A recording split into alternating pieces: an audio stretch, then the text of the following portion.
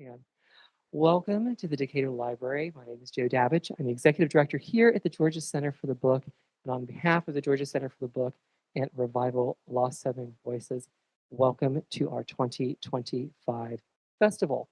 So just to get a couple things out of the way, we will have, of course, a book signing following, set up in the meeting room. We will have refreshments set up after the talk for you to all enjoy and mix and mingle. I will have a roving microphone for the Q&A session. We are recording it. So, if you don't want to be on camera, that's fine. If you want to turn around and wave, hi, Mom, it's right over there. Charis Books and More is here. They have the books for the entire festival weekend. So in addition to tonight, you can see all of the books that will be highlighted during our schedule of events. If you don't know, Revival Lost Southern Voices started, it will be the 10th anniversary next year.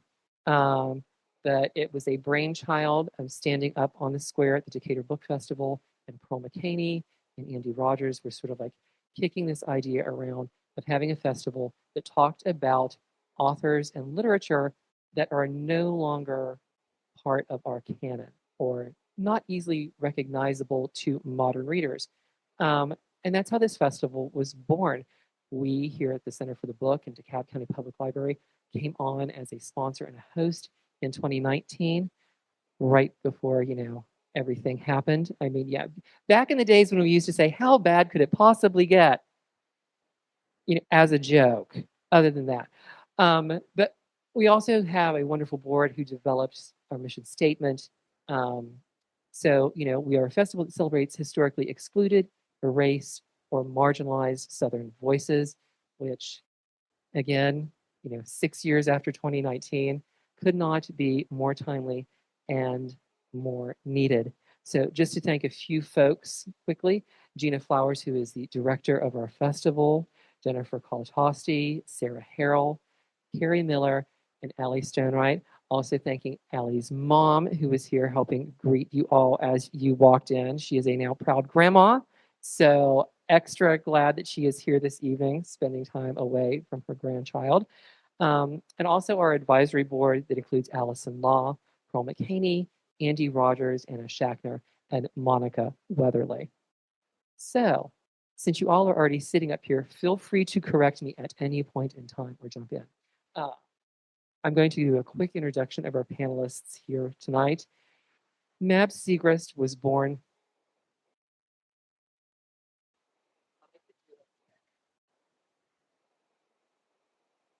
exactly. There's so much good stuff. It had to be 10-point font. That's just the way it is. Was born in 1949 in Birmingham, Alabama, and grew up in Tuskegee, where her family on both sides lived for over a century. She grew up into the crucible of the civil rights movement, and her childhood experience in Alabama's apartheid culture shaped her future work as an activist, writer, and scholar. She earned her PhD in English literature from Duke University in 1979. In North Carolina and across the country, dynamic multiracial feminist and lesbian movements gave her the context to unpack her bags and sort them out through as a writer, as an activist, as a teacher, and a public intellectual.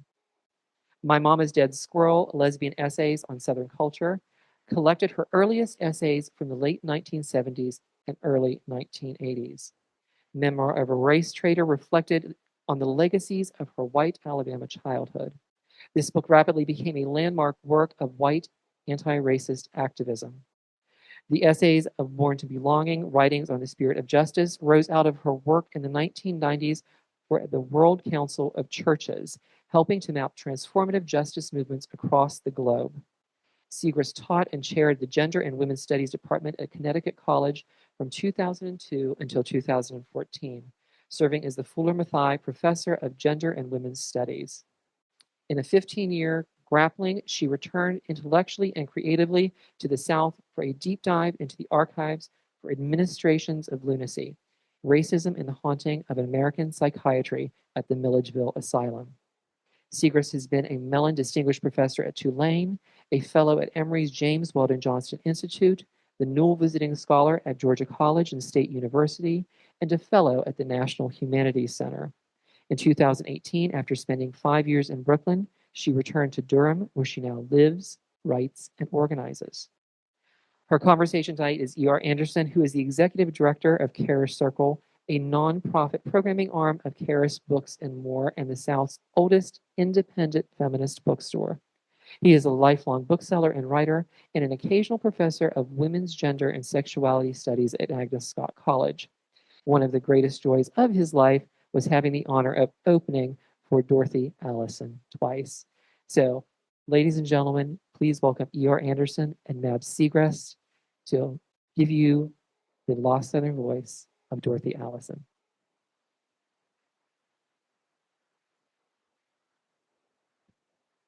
Hey, Matt. Hey there.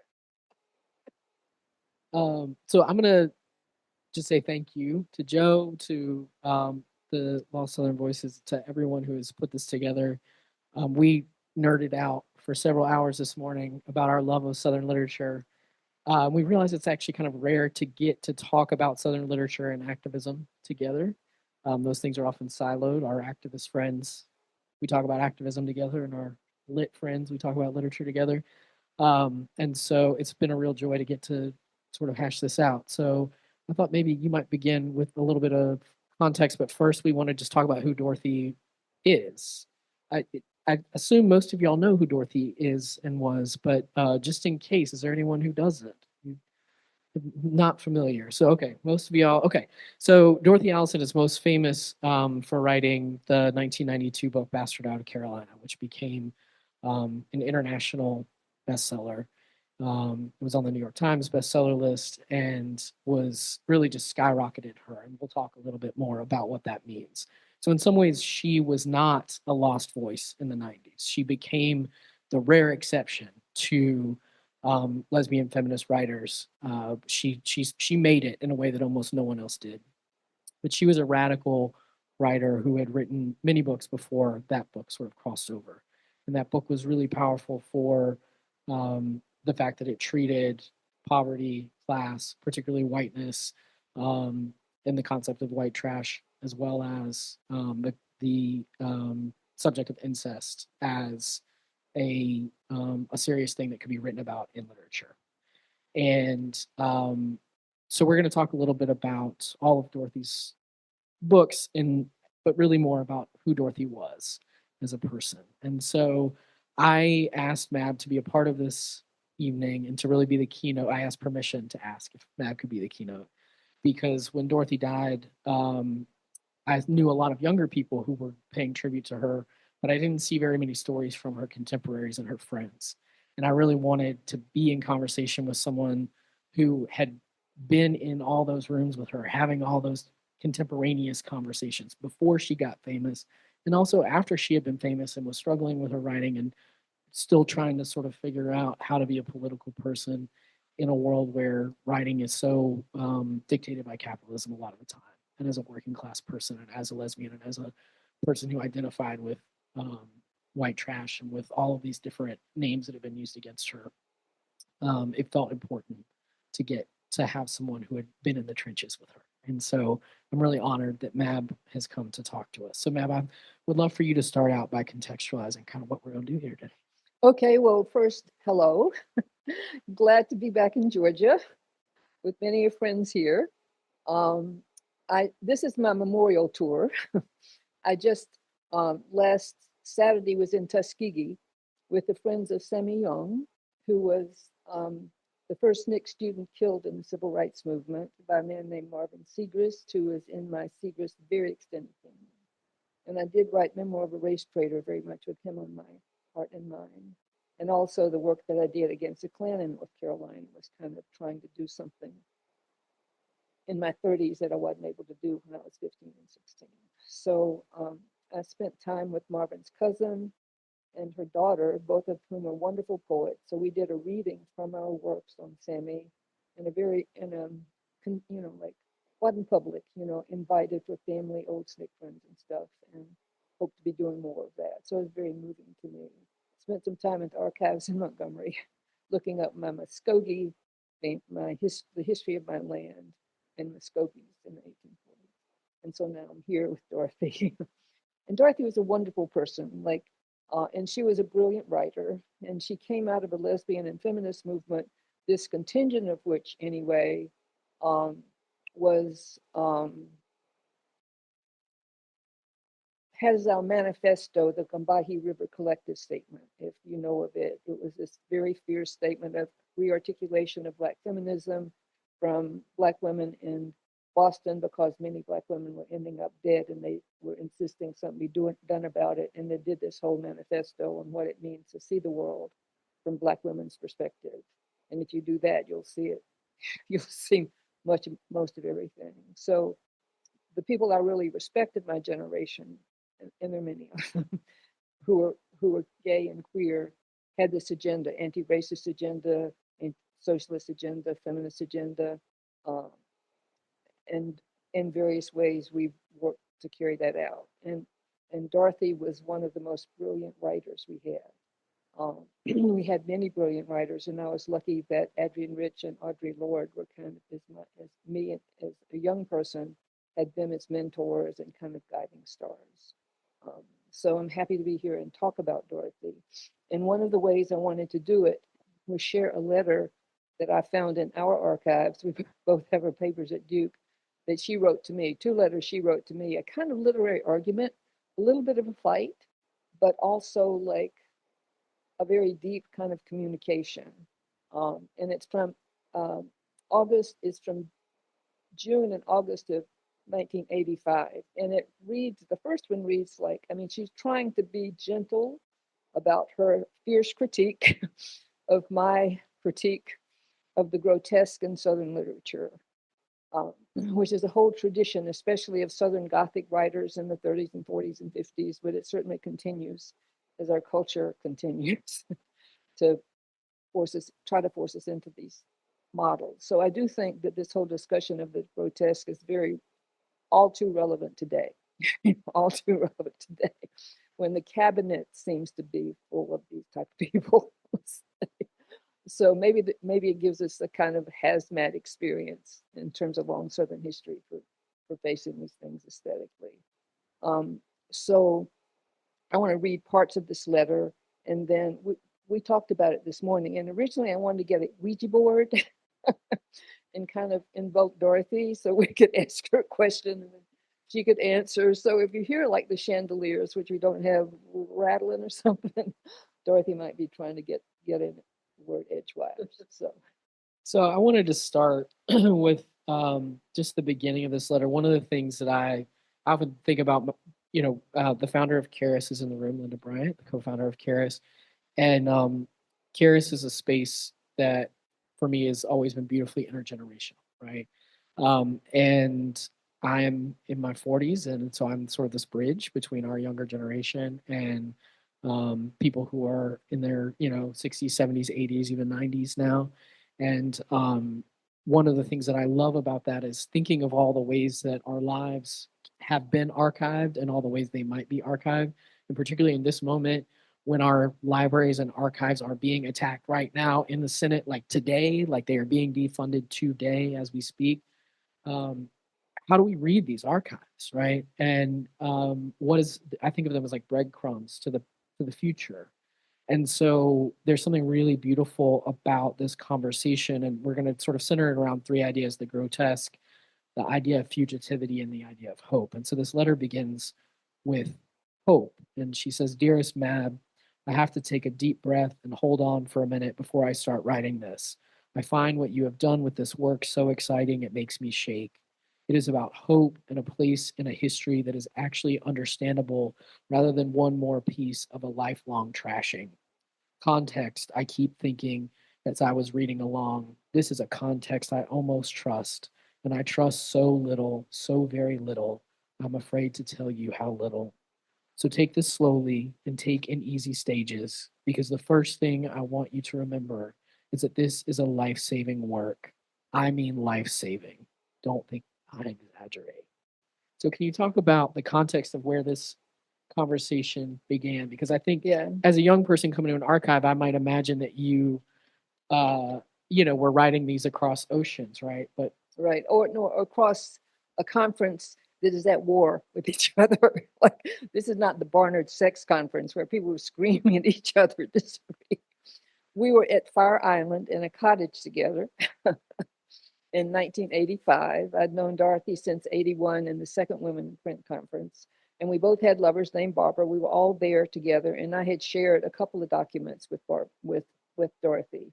And so this 11-page letter is her very extensive critique, 6-point critique of what I had, like this proposal I had to write a whole new book on Southern literature that like included Black people and queers, because they weren't doing that. Like Frederick Douglass would have been in this book, but he had to leave the South for some reason. It's literally almost what they said, you know. So I was trying to undo that before theory came along to Duke, where anyway, I missed my education at Duke. So I was trying to write that book, and I ended up not writing that, but putting it in another essay. So she's responding some to this idea of the grotesque that I'm trying to work through the whole thing. And I'm middle class, my family, yeoman farmers, kind of got first land from the Muskogees, and on my mom's side of the family, either a judge that threw people on the chain gang after Reconstruction, or a president of a college, you know. So it was kind of the little town elite. So I'm kind of crossing classes that way too, but clearly had a class privilege she never had, and she was trying to get into that in here. And I feel like, as you can tell at the beginning of the letter, she's being very, very gentle with it. You know, like, she doesn't want me to cry. Like, you know, like, I think she's maybe anticipating a kind of fragility in there, which I hate that whole discourse of fragility. It just makes us fragile. But I was like, I mean, I was in hog heaven. Here I was, a lesbian writer, Fire Island with more homosexuals per square foot than I'd ever been in this little college with our lovers talking to Dorothy Allison about literature. So it's like, to me, it was like, bring it on. And it was a very dialectical discussion that really helped me reframe some stuff. But I think our positions kind of switched in and out over the years. And she makes a prediction about her death that I want to disprove, because I have some text right before she died that we exchanged with each other that I want to be sure to get to. So she begins to critique your piece by talking about sort of the criticism that you employ on the new critics of the modernists and the Southern agrarians. And she says, what I would do is simply say that to understand Lillian Smith, we must look back at the two traditions which produced her, the one she followed and the one she resisted. It is revolutionary, honey, to even say that, to explicitly name those traditions, to put all us rootless bastards in a family of resistance. It's not that I really go around looking for daddy, mind you. It's just that loneliness you speak of is a death dealer, and we need to see that it is not a fact of nature. We are not and have never been alone. We are not sports, not the grotesques they would have us believe ourselves. We are grotesque, though, which brings me to a very painful part of this piece. You do an interesting thing with the idea of the grotesque, though it makes me angry to read it, because it is not at heart any different than what traditional critics of Southern literature have been doing forever. It's complicated, though, and we should talk about it, because I am not sure I can make it clear without saying hurtful things. Let us please say to each other that we must talk past the hurtful things and trust each other. If we don't just go on playing out one of those patriarchal death trips, the ones they get us to do to ourselves. Grotesque is a buzzword to me, and it has taken me years to sort it out. I am grotesque. Can I pick it up here? Yeah. Do you realize that? Well, yes. Just Dorothy, yes. I mean, I wanted to have this letter kind of floated up from an archive recently, and I wanted to have the conversation with Dorothy. She died very fast, and I didn't get to have it, so I'm kind of having that conversation with her here. So yes, I did realize it. She says, not me, not just me, my family, all Blacks, all poor people, all lesbians. We don't have to do anything grotesque. We simply are by definition. Of course, if you throw in incest, child abuse, rape, S&M, violence, poverty, self-hatred, and homosexuality, we've got no argument, right? All those grotesque realities, right? All right, down to the bottom line. I have to ask you, where does this put me in my life? Take that whole list and you have my life, my sister's life, my mother's, my cousins, my aunts. What is grotesque, Mab? What do you think is happening in those novels by Williams and O'Connor and McCullers? Do you know what I see as compassion and love, a championing of what the world calls grotesque?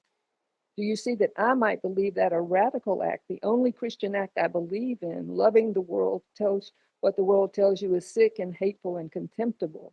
For me, it's about loving my own life when I don't drink and don't tie myself up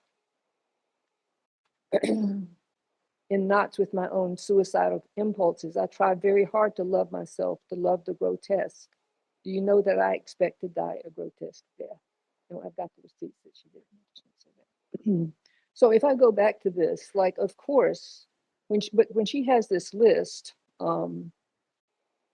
it's not just doesn't just happen to poor people. You know, there's rape across classes, and there's homosexuality, and there's all those things. Like there's incest, but there's not poverty. And she was trying to point out the particular role of poverty in her family and what it meant for your whole family and your whole class to be grotesque.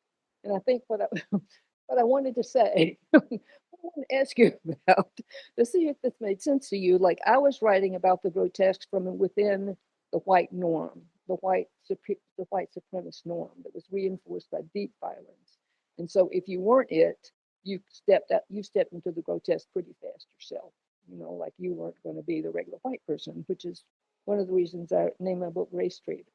Those white people can get shot if we align too much with folks who are black or brown, you know. So it's a different thing to be grotesque within that tradition that's norm than to be grotesque as a part of a larger class. And so I just think we had different social locations, but anything she trusted in me as being a lesbian. She says later, you're essentially a lesbian, probably, you know, but I was that kind of a lesbian. But I mean, I could challenge my own culture. She could trust me to challenge my own culture because I was already outside of it. And I recognized that very early when I was 13, and I looked through 200 state troopers and their horses to see 4 black kids in Tuskegee High School integrating the high school after Wallace had sent 200 people to surround it and keep us away. And I had this huge moment of empathy, like they could be me. You know, that could be me. What does it mean that they have to have so much force to separate white people? You know, and I think it was just a human empathy, but I also think that I already was recognizing that I could also be them. That really, as I learned my life later, the record of the civil rights movement showed me a way out with courage and brilliance and persistence to the kind of upside down culture that I suddenly realized I was probably in. So I did bring that perspective on the grotesque from being a white person, and what I recognized was a grotesque white culture. But it took me a while to sort that through. So we're coming at different places. But I would like to say, Dorothy, that I was also grotesque, and I knew that too. And that's what you trusted. And she gets at that, and I think it's worth reading. She says, I can't see a way around it, not being who I am and with this life behind me. They will make me grotesque no matter what I do, in a way they will not quite make you, in a way they could not quite make Lillian Smith. Do you know that the difference is class, and that at the heart it is about what can permissively be said about my kind of person versus yours? No matter how much I liked and admired you, I would not be able to talk to you honestly if that were so. A lot of what I can speak to you is, in fact, about your essential lesbianism, the distance between who you are and who you were meant to be. If you were truly your daddy's daughter, I don't think we would speak, not honestly. I would not tell you what I tell you now. Because I was my daddy's lesbian daughter. And so I didn't do everything my daddy told me to. And so there I was grotesque. He didn't make me grotesque. My parents never did. But I knew that by the registers of criminal justice system, sodomy laws in North Carolina, it was a class H felony. It was 10 years if you got caught in sex that was reinforced by the Hardwick decision in Georgia in 1985. Or you're a pervert under most of the Christian regimes at that point, or you're sick by the DSM. It got changed in 72, you know. So I knew all of that stuff, and I knew, oh wow, like I could lose everything that I have, which was more than Dorothy had within that system. And that made me trustworthy, I think. And I couldn't articulate it, but I felt it. And I had to go find the reason for it. We talked a little bit this morning about the ways in which throughout Southern literature, queerness and class and disability often compromises whiteness, right? So there are these moments throughout Southern literature where a white character becomes less white in the racial hierarchy because of their otherness within whiteness. And that either can be a tragedy for the white character, or it can be this moment of consciousness blossoming within the character where they can choose to disavow whiteness or be a traitor to whiteness and become a um, a person in solidarity with the rest of humanity, right? It's often this moment of like, oh, this little glimpse of what is possible. And we don't often, the stories end up with the character choosing to reify whiteness, right? It's not, the possibilities are not always optimistic, but we do see it. And certainly in your case and in Dorothy's case, your otherness within whiteness helped you choose solidarity with people of color and with other folks in all kinds of movements. And not always perfectly, as many people pointed out. And I learned a lot from them. I've had a lot of good instruction in my life, including Dorothy's 6-point letter. So we talked about the grotesque as we're living in this moment right now where we're trying to figure out what tools do we have, we who are oppressed at various intersections, right? And they're coming to get us. And they're coming to get us, right? And for us as queers and as trans folks, like, we are being portrayed as grotesque right now, right? It's monstrous. I was thinking as you were talking about the Alabama national, or not the National Guard, but the state troopers. Any binary that has to be reinforced with that many state troopers is not a natural binary, right? And that is what we are seeing now with gender, right? Anything that has to be reified with this many laws is a social construct. And we know that about race and we know that about gender. And yet the force of all these laws is coming down on us right now. And so one of the recourses that many queer people have used over the years and trans people have used over the years is to say, well, F respectability, we're going to embrace our grotesquerie, right? And the South has done the same thing, has said, well, we are, the difference between us and the North is we put all our freaks on parade. Like, y'all have them too, but we let ours out on the front porch. So what do you think about the utility of the grotesque as a political tool? Well, this is where Dorothy and I are having a fight too, a little bit of argument, because like when I went to Huntington College from Tuskegee and fell in love with one of my roommates, dearly, deeply in love, and we were both pretty tortured. I mean, you step away from your family, you go to college, and then you start to be able to see things and think about them. Maybe you study a little about them. Wish I'd gone to the University of Alabama, but and we would get drunk every Friday night, and we got very drunk, and we just crawled up in the bushes behind Huntington and just cried for a couple hours, like just about all the things in our family that we couldn't even tell each other what we felt. And we were both English majors, and we studied these Southern writers. And Delia said, in terms of this grotesque, and this is really what I was driving from, we felt if we could just be warped enough, we would be works of art. So we could drink, like if we drank, if we did all these things, then we would be a kind of warped art form. We would have a warped form. And I didn't like that. I didn't want that. I didn't want to be a monster, like you can be monstrous. I mean, you can choose to perform that, but I did not want myself to feel like a monster or a pervert or a sinner or a criminal. It pissed me off, in fact. And so I was trying to attack the structures, including the aesthetic structures I felt like enforced that as a kind of like, internalized homophobia. People persuade, or racism, whatever, people persuade you're that. And then it's hard not to start acting like that, especially if you can get killed if you don't, which happens anymore. And I learned that pretty early too. So it was different sides, I think, of the same coin, but let's see, I lost a little bit of track of what I was saying. What was I saying? Do you think there's a political utility? Yeah, right. So I don't think there's a political utility in internalized oppression and then acting it out in our shape, in misshaping ourselves. I want the utility of challenging that system so that we don't have those enforced things. It doesn't mean, though, that we don't honor the art forms, or Dorothy's argument, find much more subtle and complicated ways to express ourselves kind of underneath the master's nose. You know, a lot of that literature, I mean, Black literature is brilliant in this, and really a record of all the things we'll need to know if we have to go back to any of this.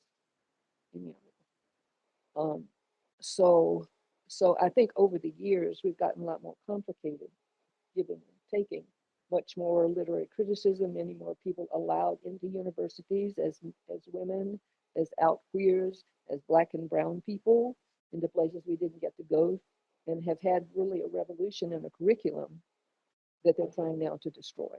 They can press a button and all the DEI is supposed to be out the window like that because they know how dangerous it is. You know, so all of that, though, is taught more subtlety about this, more appreciation, I would say, from my partner, the Dorothy dialectic, that there is that richness to it, and there is a resistance within it, and that you can recognize that's a different form than the folks who are just either martinet acting it out or imposing it from above. You know, so in terms of today, it's hard to know what to do. You know, like, because it's coming at us so fast. And I feel like they want to go back to all the bad things. You know, like they're our worst, the things we broke the back of, they want to put back together. You know, and they kind of study this. So what's the strategy for that? But I do feel like too, like I tell my younger queer folks, like I've been a criminal, I've been a class H felon, I've been a sinner, I've been a pervert, and I did pretty good. You know, I had a very good life because we challenged that and we knew our freedom. We knew our freedom and we knew what it was up against this other thing. So we can, you know, like not everybody survives it, and not everybody dies. Everybody dies. So you need to know what your life. We need to be reminded what our lives were. And in that context, we might have to. We can have the same and opposite strategy. I just want people to know what maps are. I want them to know. Paper maps. Yeah, right. Not the deep, you know, when it all goes down. How do you get around? That kind of thing. So anyway, it's not exactly an answer to your question. No, it is. And I think it feeds into the next one, which is about fugitivity. So y'all are probably all Southern scholars. So you probably are, you know, have at least are conversant with it, and, you know, have thought about the way that the word fugitive has a lot of resonances throughout Southern culture. And this is one of Dorothy's points. She says, I'd like you to think a little bit more about the word fugitive. It turns up so much in Southern culture, and there is a lot hidden behind it. I'd like to find somebody else who saw a link between the fugitive, the one still running, and what is being run away from. The reference to fugitive in the new criticism, Gloria Hull's reference to your true self in fugitive pieces, taking flight as in fugitive slaves, Tennessee Williams' play The Fugitive Kind, fleeting transitory images, the Southern working class dispossessed and driven north, and queers, honey, queers. In the oddest way, in this piece, you are talking about just this idea. Who is running and what is being run But from? what if I don't want to run or be run from? Yeah. You know, like I don't get locked. You know, it's the same question. You know, Yeah. like there's times we'll need to flee, and there's times we'll need to fight, and you know, like people might need to flee us if we do it right. You know, or you know, so you know, so there's something else I've always wanted than those choices. I think. Yeah, they are. I mean, it is a limited choice, for sure. And I think she would say, I think she even does say somewhere in here, like choice is a class privilege, right? Like not everybody gets choice, right? And But the other thing she says is she's only like, she believes in individual accountability. You know, she wants to know what the individual is going to do about it and to be held accountable for her moral actions. She doesn't have a hope or a confidence. She has a cynicism about systemic change. But that's what we got. You know, like I grew up around too many very brave Black people risking and sometimes losing their lives to transform a Jim Crow system, and did it, cracked it, not thoroughly enough, and unfortunately, you know. But so I believe in systemic change. It's also related to personal change, and I think she does too.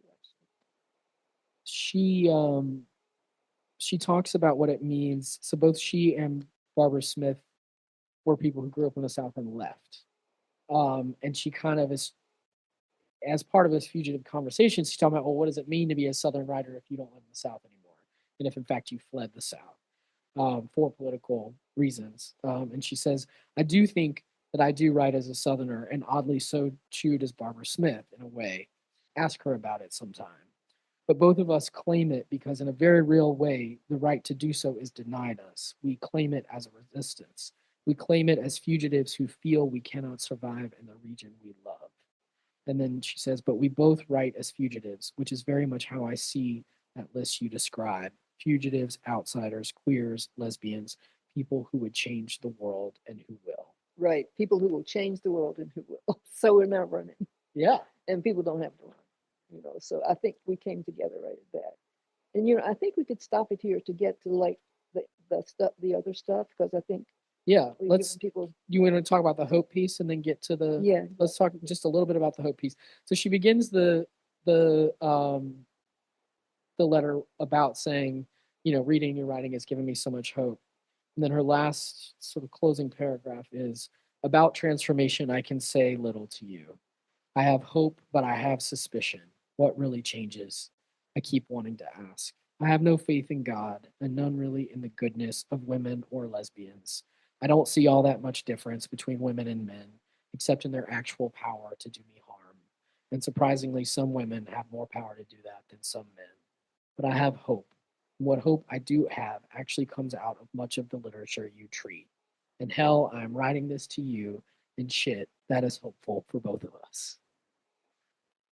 So reading this letter gave me hope, and thinking about, I hope y'all found it interesting.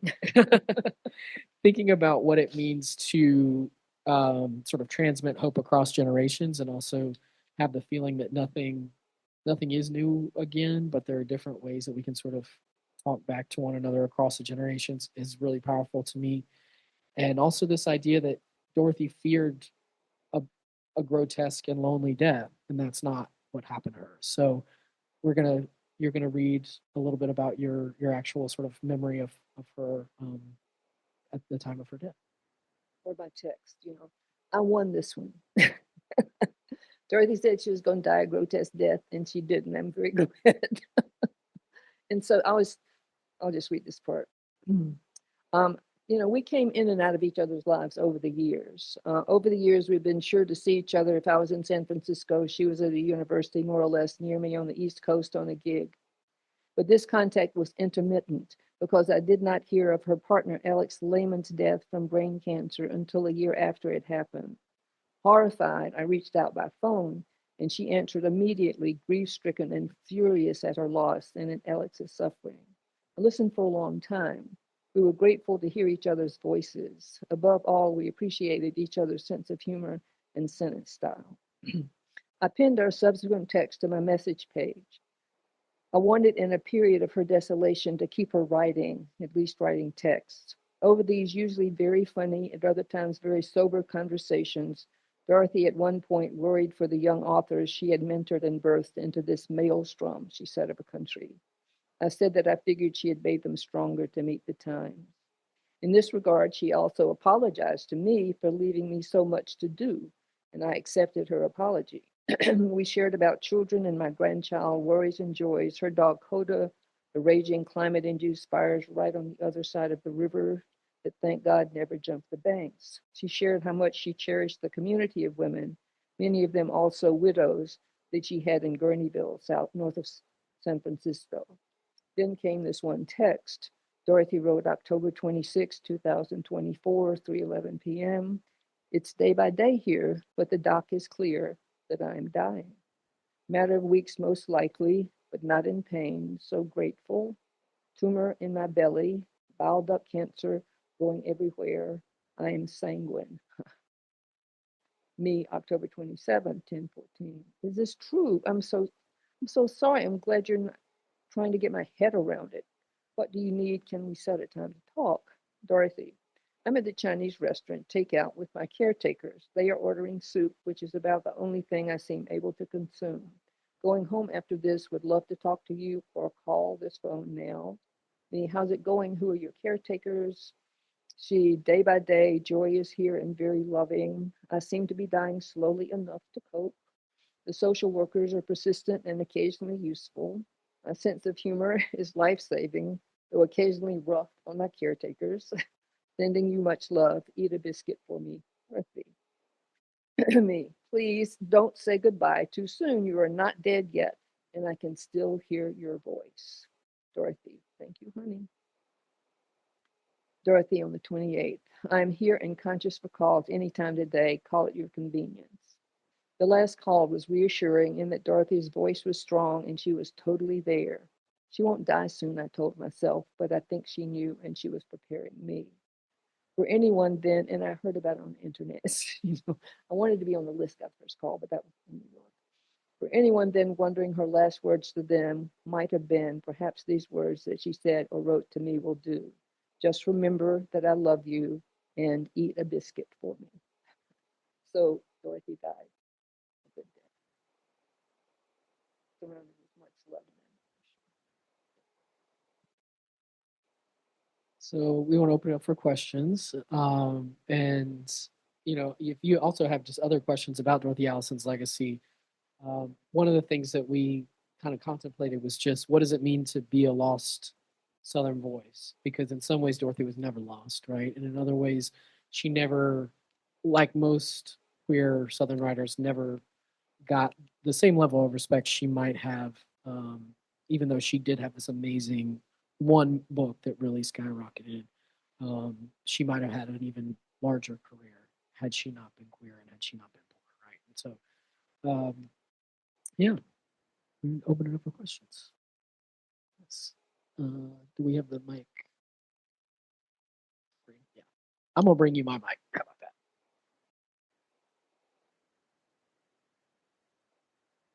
We have one. Sorry.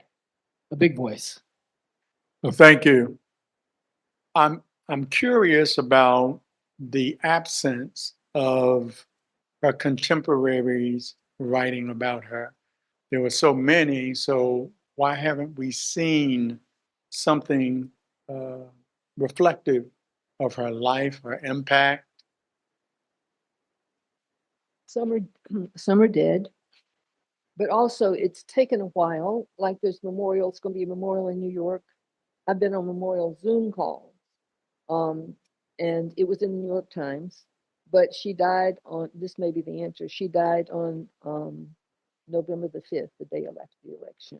So I think the news got swamped, as it tends to be these days, by who, but and we're doing it now, so I think after somebody dies, it kind of takes a while for it to ripple through. I was at a memorial kind of get together at a bar in Durham, and people saying, oh my gosh, like Trump beat Dorothy because he drowned out her voice. I said, no, nobody ever drowns out that voice. It just, it, if you think about having a death in the family, you got to get yourself, like however you anticipated it, it's startling. And then you have to start these processes of letting people know and figuring out the cremation of, like it just unwinds a certain way. And then friends have to hear about it and get ourselves together. And then there have been several Zooms, because we all Zoom these days. But there's going to be an in-person memorial in New York and in San Francisco. And there should be more written about her, but I think that's the lostness of it. Like I say, she did get a very good obituary in the Times, which for writers, getting a good review and a good obituary is one of the standards.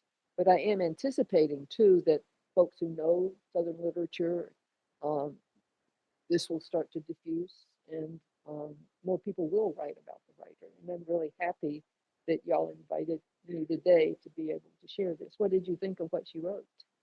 If I can ask you that. Would you? Mm-hmm. Yeah. Mm-hmm.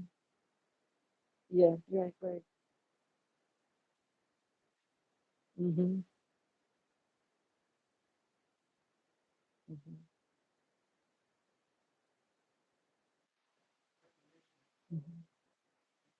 Mm-hmm. One of the things that I think was amazing about Dorothy is that she was such a teacher, and so a lot of her contributions have been to people who are younger than her. even more than to her contemporaries, though obviously she was very generous to her contemporaries.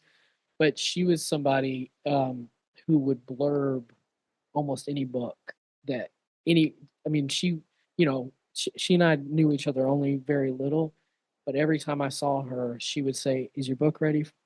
Are you ready? I'm gonna write you a blurb when you're ready." And she said, "I'll introduce you to my agent. You just tell me what you need. I'll do whatever you need."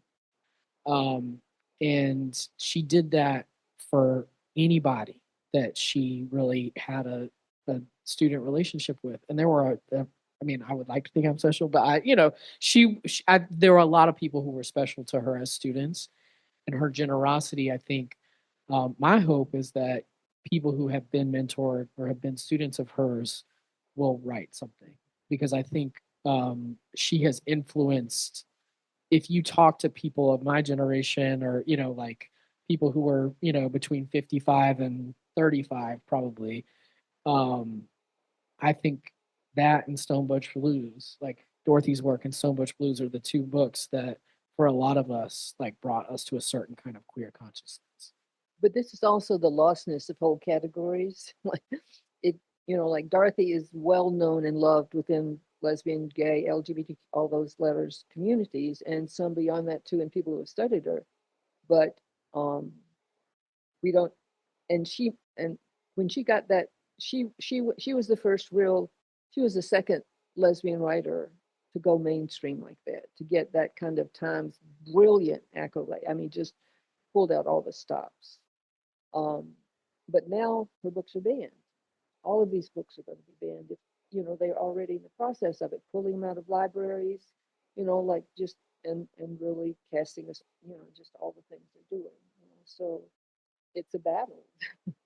That once you write and once you publish, it's really a battle. Still, I had to pay a publicist $5,000 a month to get a little bit on this book. So it doesn't just automatically happen. I wish you better luck. I'm interested in what you're writing. But anyway, thanks for the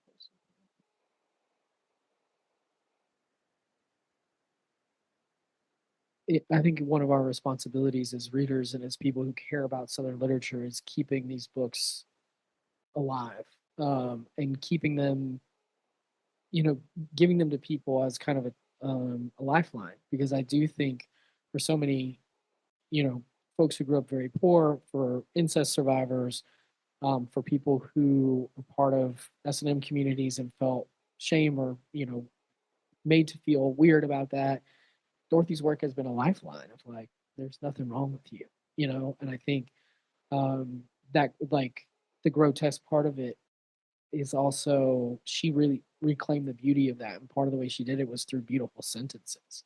So writing about And something, compassion and love. and compassion and love. But I think from the art and craft part of it is like writing beautiful sentences about things that are terrible is one way of saying you are deserving of dignity and care, right? And so from a literature point of view, I think we got to hold on to that too. Like it's not just about writing, tracks. It's about how do you make poetry of something awful that you've gone through. How do you make it sing? And Toni Morrison and the Bluest Eye is an example of that, right? It's like how to write about something so horrific and make it just some of the most beautiful sentences ever. And I think Dorothy learned a lot from Toni Morrison too. But I also think like they can't put our genies back in the bottle. There's too many genies out there, floating around. And they, like what's banned one place is going to be read by 6 different kids because they don't want they don't want me to read it. And there's all the archives now that like I put mine at Duke partly because it's a fortress. I have to storm that place, and they're digitalized, which we have to go down. But there's so much that we've done that's creativity out in the universe that's changed the nature of the universe. And they can think they will repress it, but they can't. And they'll, like it's terrible. We have to see them try. I must say. They will fail because, yeah.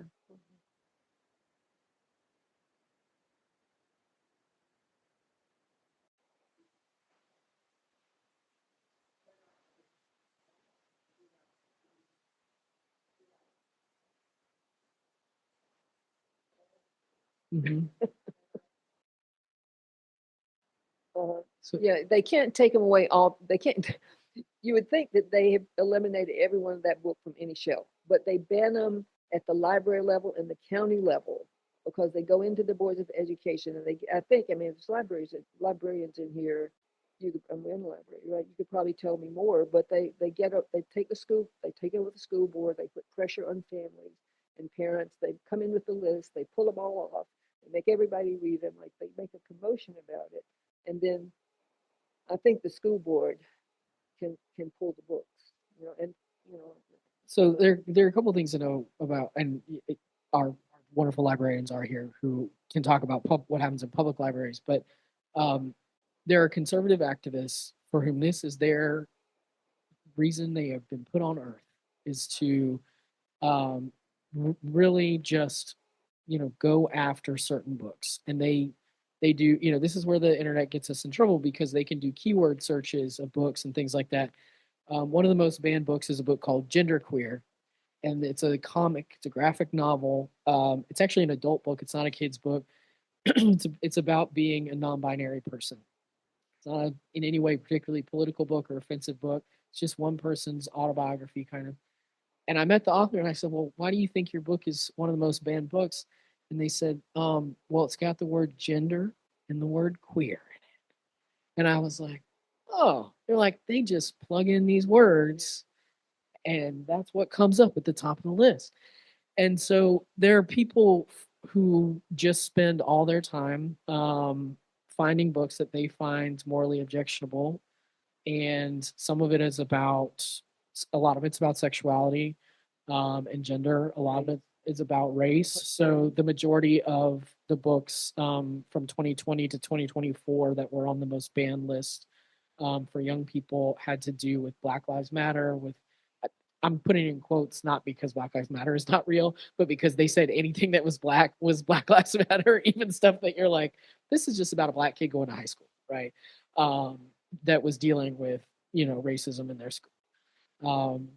What we know is that there's also a lot of quiet compliance among particularly school librarians, where they pull books before the books are challenged. And that's what we really encourage all of you to be vigilant about. We also encourage you to be interested in your local school board, even if you don't have kids. You don't have to have kids to be on the school board, by the way. So if you care about education, and particularly if you care about the right to read, pay attention to who's on your school board, because since 2020, there's been a massive influx of right-wing people onto school boards across the country, even in liberal areas. They have strategically gone around and infiltrated all these school boards because they know that that's how they affect culture. Because we have won the culture war. As you said, you can't put the genie back in the bottle, but they are trying to pull all the books off the shelf. And they think they're playing the long game. They think that they can not save this generation, but they can keep the next generation from accessing these books. So they've written off this generation. But the kids who are 5 now, they're trying to prevent from learning all these concepts. But the reason why there's a sign that says ban books and a list of them in a bookstore is because the bookstore is advertising them so you can buy them. These are the most interesting books. You might want to know what they're doing. Yeah. It also makes kids want to read them. Yeah. But the other thing, like once they do those searches, I mean, just I can't say idiots anymore after writing this book, but they're just so like evilly stupid. But they do these searches, but apparently on their gay hunt, they typed in Enola Gay, and a lot of people learned about the atomic bomb because that was the plane. The plane was named Enola Gay. So everything that's gay is not necessarily homosexual. I'm just wondering, what are they afraid of?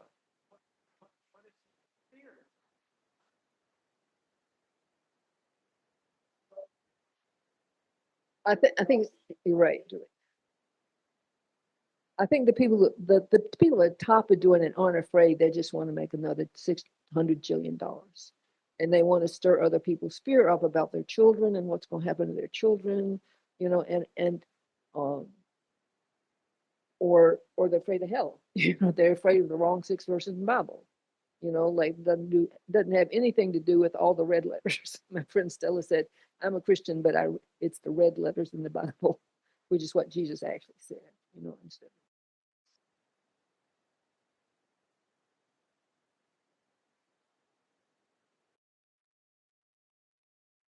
I don't know who. I don't.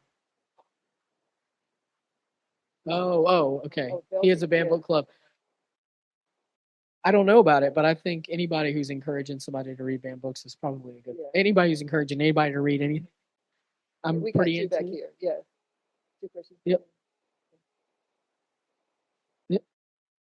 Yeah. So There's a bunch of books out there on the table. One thing, but Crash is her book of short stories, and that is my personal favorite. She has the introduction that opens that book is literally about how she wrote to save her life, right? And it's about writing out of addiction and having the confidence in yourself despite everything to write your life story after the whole world has told you that you are grotesque and disgusting and unworthy of care and love. And what a radical act that is, because there's nothing in our culture that told Dorothy Allison that not only did she have a right to tell a story, but that her story would go on to be this million-selling book, right? And I think it's a thing that I reread all the time because I think it was really helpful for people to. It's helpful to me as a writer, and it's helpful to so many people to just be like, right, you can write yourself out of the worst place with nothing. people should read, but should also write. Like everybody should be right. I mean, we were really encouraged to write our stories in this kind of wave of feminism. Like it's really important to tell our stories, and it's still important to tell our stories and find places for them and create structures for them, which we had to do from scratch. Really, bookstores.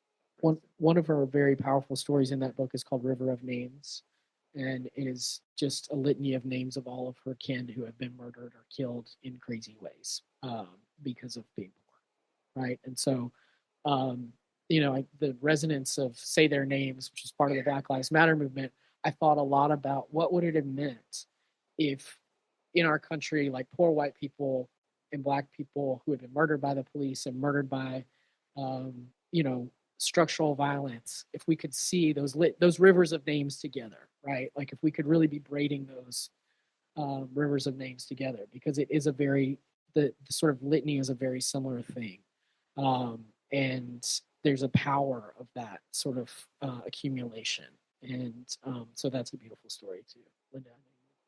Thank you. One of the things that an activist said to me is everybody should think about 3 things that you know how to teach that you want to be teaching younger people, right? Because they can't take what we already know. And we don't, I know many people in this room are professors, and we kind of get stuck in our grooves around where we can teach, but we can teach wherever we need to. And I think it's a good reminder that we carry so much knowledge inside of us, and we don't need classrooms, and we don't need the academy to do that. And we certainly, many of us don't have tenure, so we can, get free of that, and think about what a gift it is to be able to share stories like this, and to teach outside of the traditional places, because that's the way that we're going to save a lot of the knowledge that we need to transmit to the next generation. And I'm so grateful to you, Mab, for telling me stories and telling me the inside gossip too, because some of it's just fun.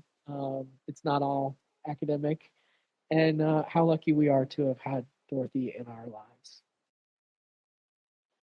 I want to do one small commercial too, and this is a continuation of discussion of the Gothic and the grotesque. Like my latest project, trying to understand it, is this study of Georgia Central State Hospital for over its 170 years. I mean, it went back to Oglethorpe. In fact, by the time I went to figure out, like, how do you determine what's sane and insane in a slave culture that's already wiped out, moved Native people out? And I spent like 15 years, and I spent a lot of time in Georgia, had a lot, and really enjoyed it. And it came out right in the pandemic. So I'm not a Georgian, but this is a Georgia book. And I'm very happy that I'll be teaching it at Morehouse University School of Medicine. In August, they do one semester They do 1 month semesters. I'm going to teach it with Sarah Benson, who's chair of the psych department. She'll do the real medicine. I'll do the history of it, where it comes from, and I'm hoping to do it in August and also in the spring. So we'll be back in Georgia, but it also I think I want to get this material right to doctors, and I think this would be a good way to do it. So. And also, if you're an O'Connor scholar, knowing that all this was happening in Milledgeville in the background really helps you understand why O'Connor was the way she was. So it's an incredible book about Milledgeville, but also just more generally about sort of why the South is the way it is. It tells the story of Georgia from its lunatic asylum, and this is what Dorothy wrote about it. So just in terms of Dorothy. There is madness after all, and then there's madness with a capital M, the threat of what might happen if you argue with your husband or disagree with your fellow citizens. Now that this history those that this history dismisses need someone to speak for them. Now they have Mab Segrest, who gives us a clear-eyed view of what was going on just up the road from Flannery O'Connor's house. This is a huge piece of work and a profoundly great book. So we'll let Dorothy have the last word. Thank you all so much for being with us.